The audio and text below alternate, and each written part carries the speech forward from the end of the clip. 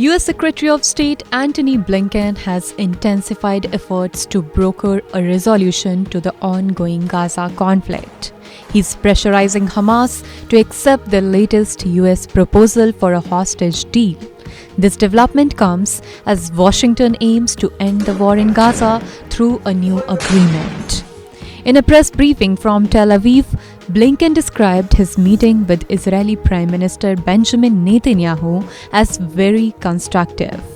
Following their discussions, Netanyahu publicly supported the new US proposal, which seeks to bridge remaining gaps between the parties involved.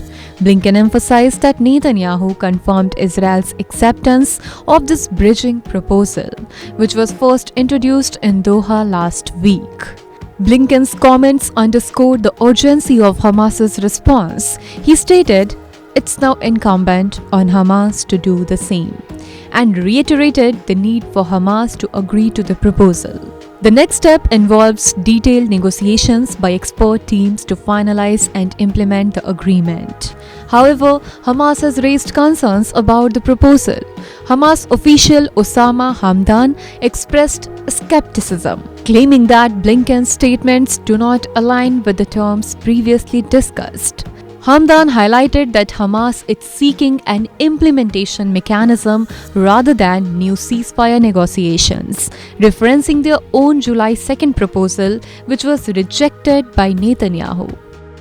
Netanyahu is committed to sending top Israeli negotiators to a potential summit in Cairo this week. This team, led by Mossad chief David Barnea, Shin Bet director Ronen Bar, and IDF hostage negotiator Nidson Allen, were also involved in the Doha talks where the US proposal was presented.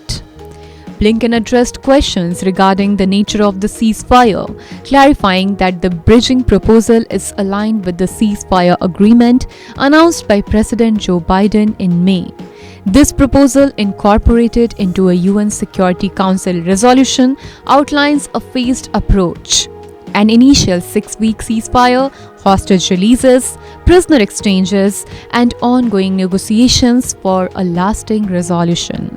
A significant issue remains the deployment of IDF troops along the Philadelphia corridor on the Egypt-Gaza border. Netanyahu insists on maintaining an IDF presence, a demand that Hamas rejects. The US, Egypt, and Qatar are working to address this and other gaps in this agreement. This is now my 9th trip to the region since October 7th. And President Biden asked me to come back on this trip with two main goals in mind. The first is to reaffirm the commitment of the United States to Israel's security. That's a commitment that we put into practice virtually every day since October 7th, including when Israel was attacked directly by Iran back in April. In recent weeks, given the heightened tensions, we have deployed additional assets to the region.